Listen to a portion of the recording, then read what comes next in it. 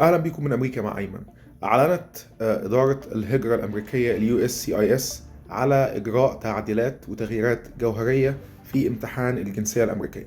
امتحان الجنسية الأمريكية اللي كان بيبقى متقسم لمجموعة أجزاء، جزء منها بيبقوا 100 سؤال بيجي لك منهم 10 أسئلة، بتبقى موجود في الامتحان في الكتاب الصغير ده اللي حضرتك بتستلمه لما بتقدم على الجنسية بعد ما بتعمل الفينجر برينت أو البصمات بتاعتك. بيبقى فيه كتاب اللي هو شفتوا حضراتكم ده، بيبقى فيه 100 سؤال، بتذاكر ال 100 سؤال، بتتسأل في 10 أسئلة منهم، لازم تعدي في 6 أسئلة من ال10. ده جزء من الأجزاء اللي بتبقى في الامتحان. أنا كمان بتتسأل في الأسئلة بتاعت الابليكيشن، وبتتسأل في الهيستوري بتاعك من ساعة لما دخلت أمريكا. ال10 أسئلة دول اتغير، إدارة الهجرة غيرتهم وخلتهم بدل ما يبقوا 10 أسئلة تجاوب لازم تجيب 60% منهم، يعني تعدي في 6 أسئلة صح. لا، ال10 دول هيبتدوا يبقوا 20 سؤال، ولازم تجاوب على 12 سؤال منهم. لو جاوبت على أقل من 12 سؤال أنت مش بتعدي الامتحان. لو جاوبت ال 12 سؤال متتاليين ورا بعض، الأوفيسر اللي بيعمل لك الامتحان بيوقف وخلاص، مش لازم يكمل معاك، بدأت الامتحان.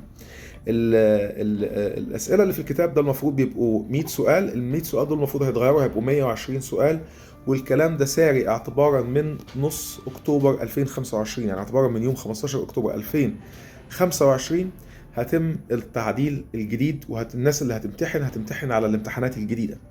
حاجه كمان غيروها، كان الاستعلام اللي بيتعمل عنك قبل ما تاخد الجنسيه، إدارة USCIS بتعمل عليك استعلام أمني، يعني بيعملوا هيستوري باك جراوند تشيك عليك، ويشوفوا من ساعة لما أنت دخلت أمريكا سلوكك وضعك.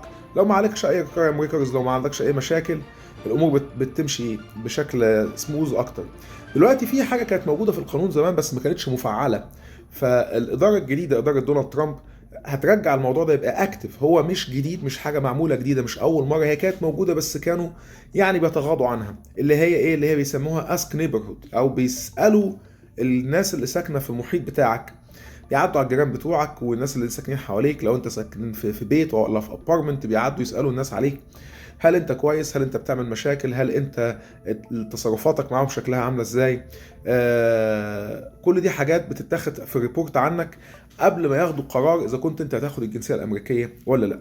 فالحاجات اللي انا بقولها لحضراتكم دي خلوا بالكم منها، علشان الناس اللي لسه هتقدم اعتبارا من بعد اكتوبر 2025.